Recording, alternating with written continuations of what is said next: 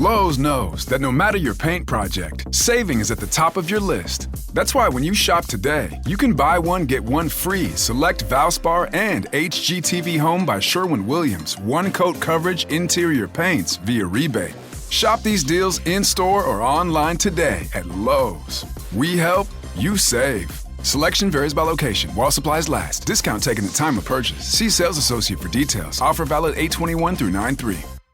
What you focus on multiplies, right? It's totally natural to worry about the future, your aging biology in particular, but even though it feels useful, like you're doing something, it won't prevent the chronic diseases of aging. If anything, it will make them more likely, and it will make the years between now and then a lot less fun. You're listening to the Health Courage Collective podcast, episode 216, The Antidote to Worrying About Aging. Welcome to the Health Courage Collective podcast, the show for women who are too busy to slog through hours of generalized, inapplicable, and often contradictory health information, but too smart to ignore that a few minutes of focused attention now can prevent years of suffering in the future. I'm your host, Christina Hackett, a pharmacist who doesn't want you to live on prescriptions, a certified coach specifically trained to maximize your potential, and a compulsive learner obsessed with preventative, cutting-edge, holistic, and integrative medicine. I'm on a mission to increase your physical and mental resilience so you can fearlessly look forward to your next 40-plus limitless years. Your time is now. Let's go. Hello, my friend, and welcome to this week's episode. I hope you're doing well. How is your sixth vital sign? I doubt you've had a chance to get it measured, but if you have, then you are super awesome. The amount of muscle you have on your body really is an indicator of your health status and biological resilience. Muscle is not about vanity. Well, it can be, I guess, but as far as what we're talking about, the amount of healthy muscle you have is directly tied to how long and how well you will live. Period.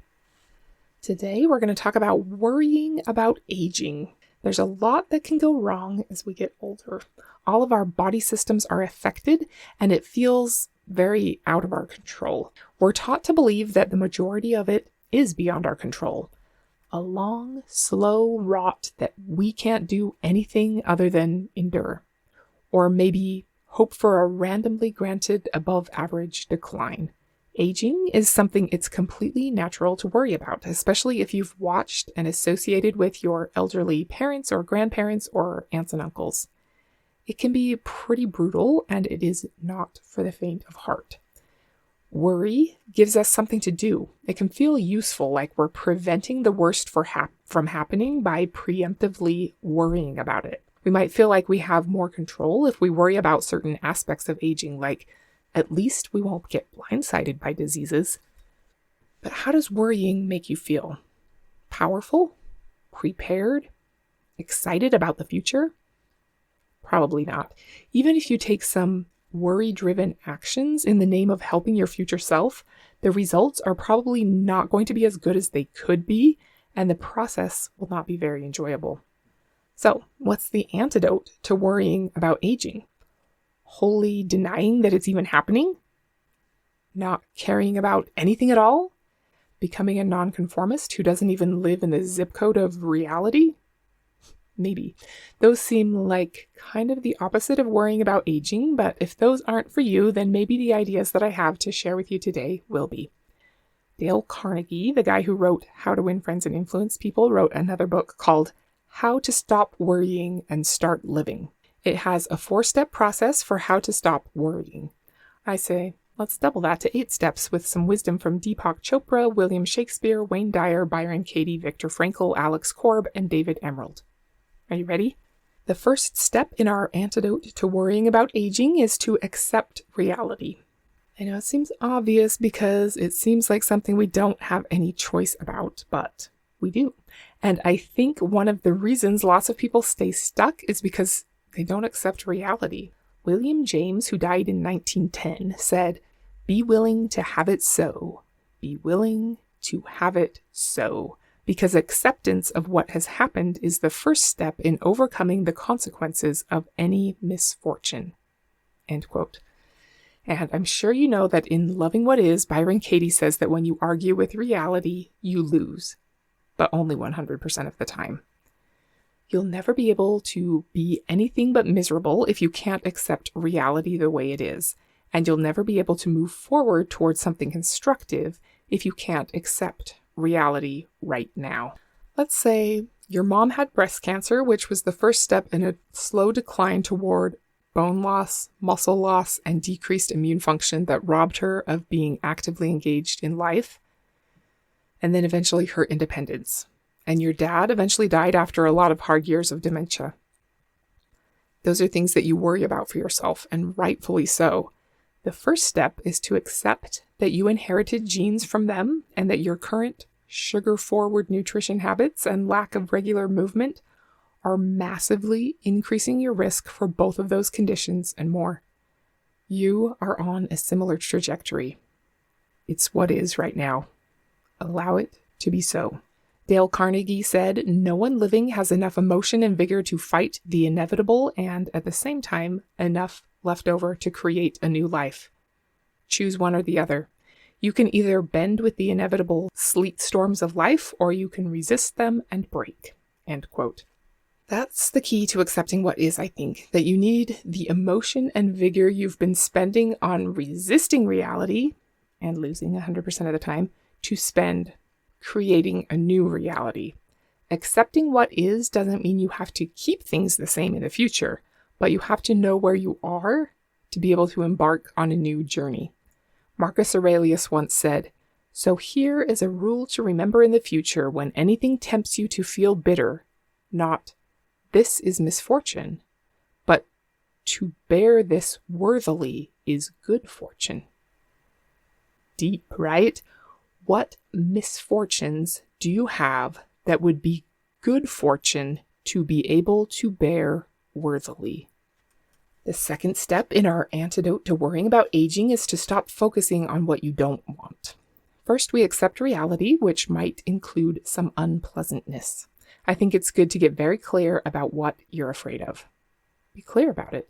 In our fictional example, I'm scared of dementia, breast cancer, and becoming frail, fragile, and losing my independence. It's good to have exact clarity.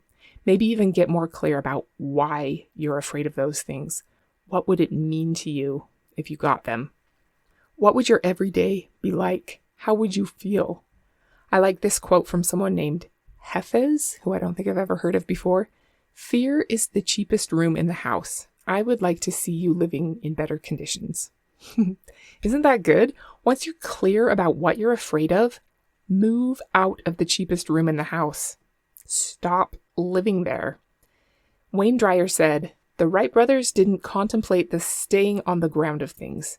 Alexander Graham Bell didn't contemplate the non-communication of things. Thomas Edison didn't contemplate the darkness of things.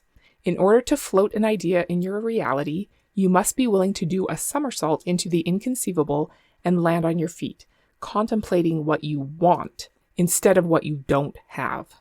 End of quote. The next step of moving past worrying about aging is to stop contemplating what you don't want. Don't spend your mental energy thinking about staying on the ground and staying in the dark. One more quote. This is from Shakespeare. "Our doubts are traitors and make us lose the good we oft might win by fearing to attempt."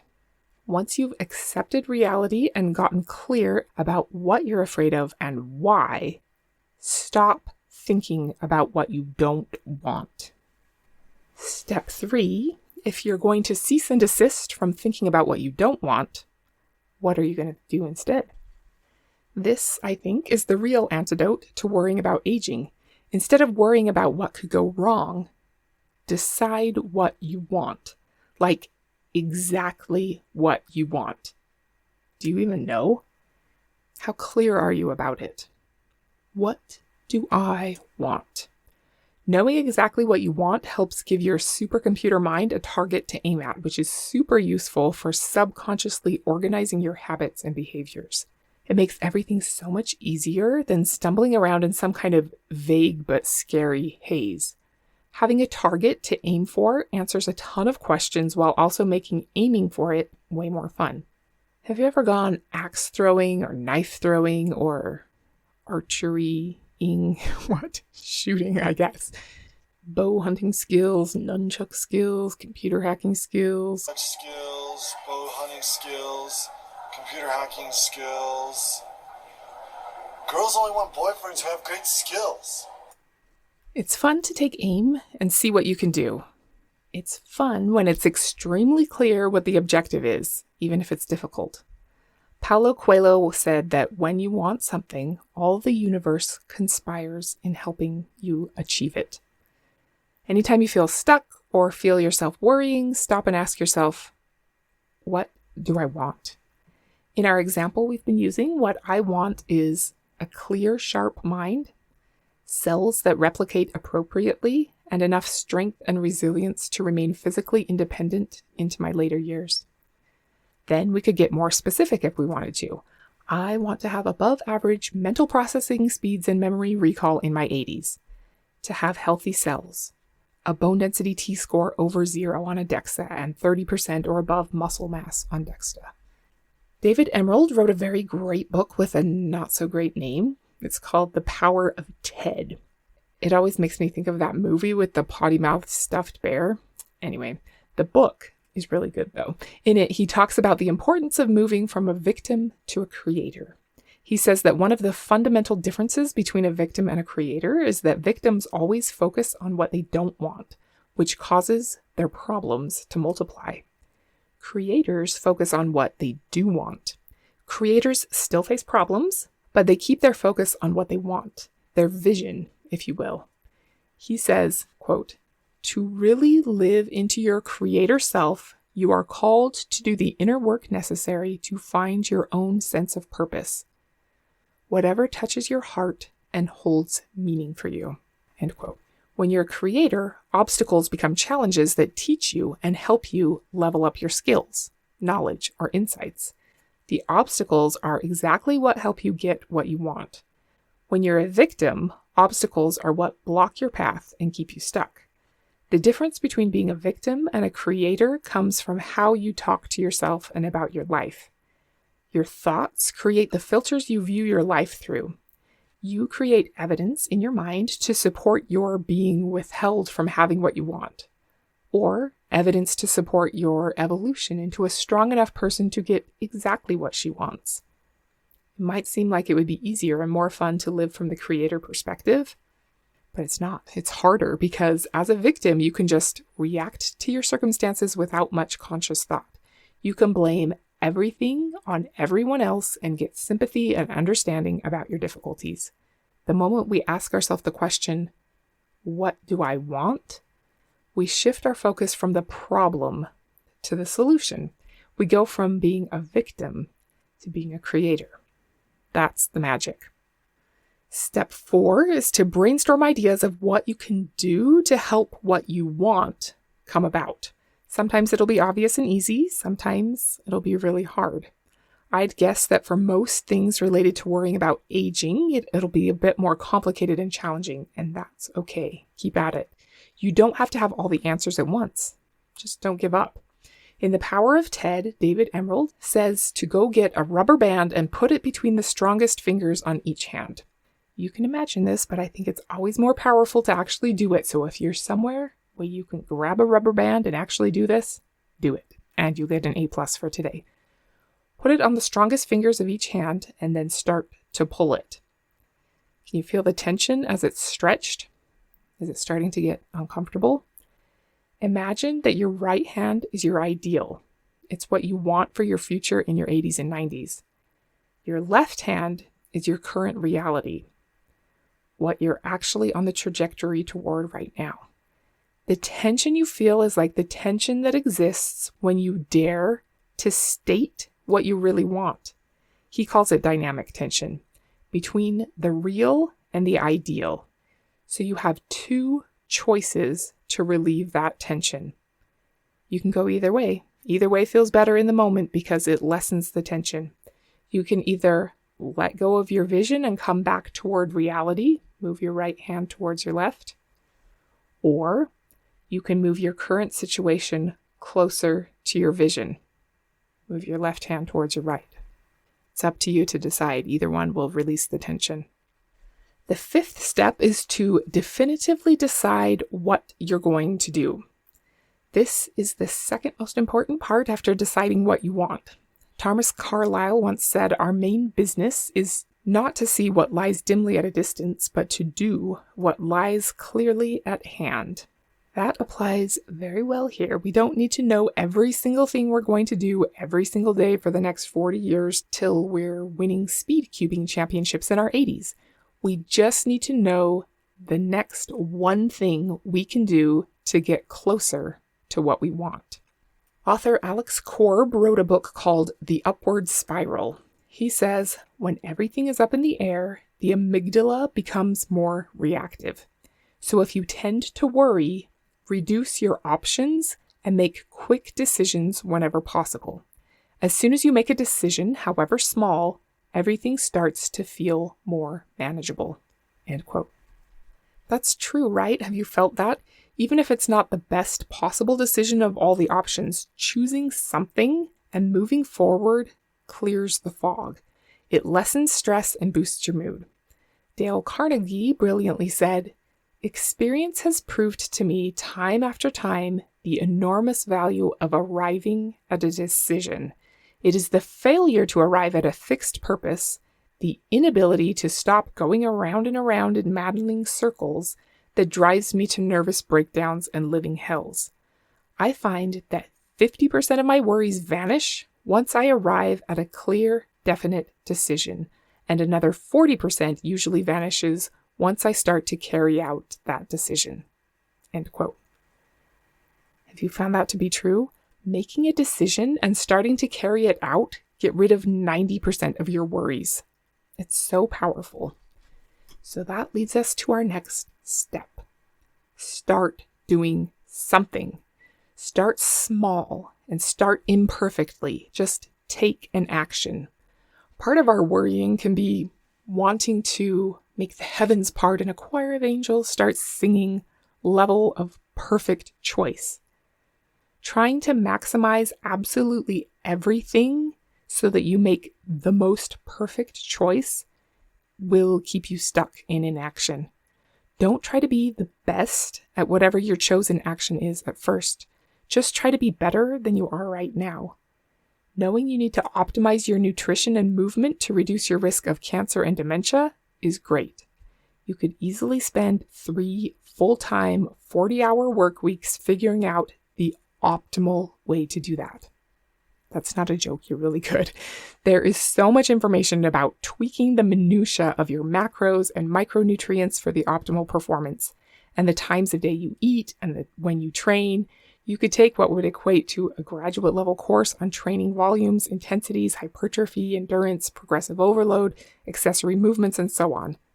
But those 120 plus hours won't do a darn thing for you unless you actually do something. Anything. Something smaller is probably better because it will feel less overwhelming. Waiting to start till you have the TikTok influencer approved best possible plan in the universe is going to keep you stuck. But going for a 20-minute walk is going to get you started. Is it enough to completely reverse all of your risk factors? No.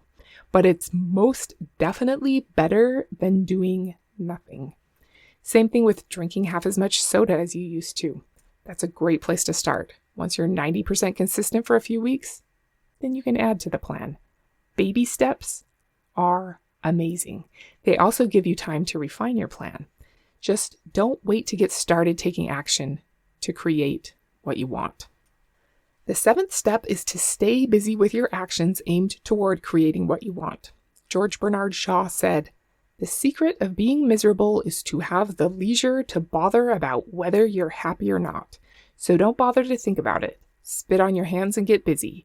Your blood will start circulating, your mind will start ticking, and pretty soon this whole positive upsurge of life in your body will drive worry from your mind.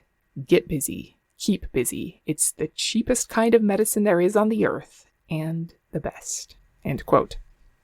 Viktor Frankl taught that success and happiness cannot be our targets. He says that the more you aim and pursue success or happiness, the more likely you are to miss them.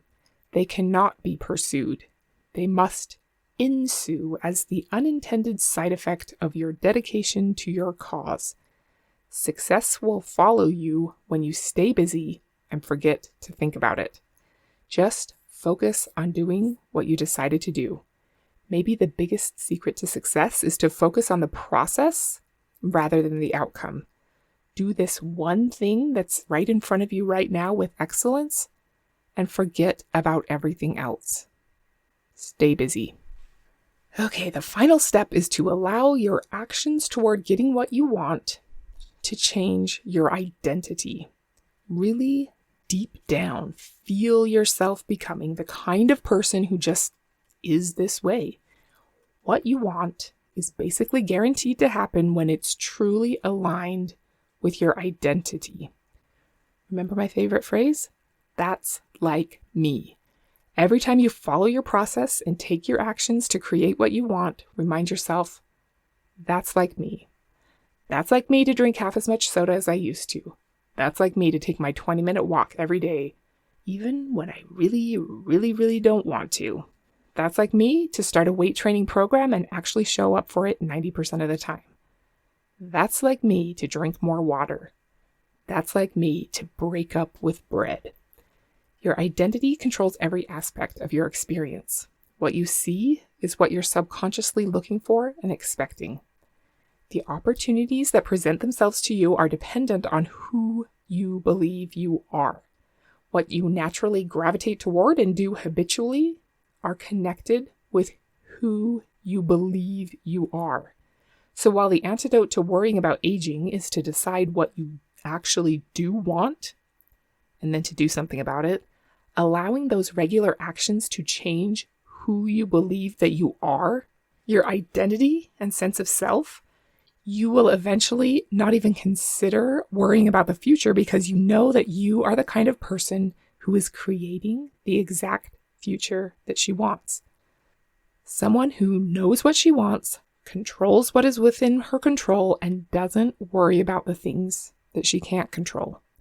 Someone who follows through on her commitments and doesn't waste brain power thinking about what she doesn't want. Thank you so much for being here today. There is a lot that changes with our biology as we get older, and we're conditioned to believe that it's all bad. I hope that the next time you start to worry about age-related changes, you remember to focus on what you do want instead of what you don't. It seems obvious, but most people don't go around thinking about what they do want. Once you know that, you can take productive action instead of wringing your hands and imagining the worst. Targeted thinking. What do I want? And what needs to be done right now? Those are two great questions. Next week, we're going to talk about an easy thing you can check at home for free to get an idea of your risk of this statistically most likely thing to kill you. Until then, surgically remove worry from your life and don't be normal. Thank you so much for tuning into the Health Courage Collective podcast. I am truly honored that you have paid me the enormous compliment of your time and attention. I would be so grateful if you would share this podcast with someone you know and subscribe so you never miss an episode. This podcast is for entertainment and information purposes only. Statements and views on this podcast are not medical advice. This podcast, including Christina Hackett and producers, disclaim responsibility for any possible adverse events by use of information contained herein. If you think you have a medical problem, consult a licensed physician.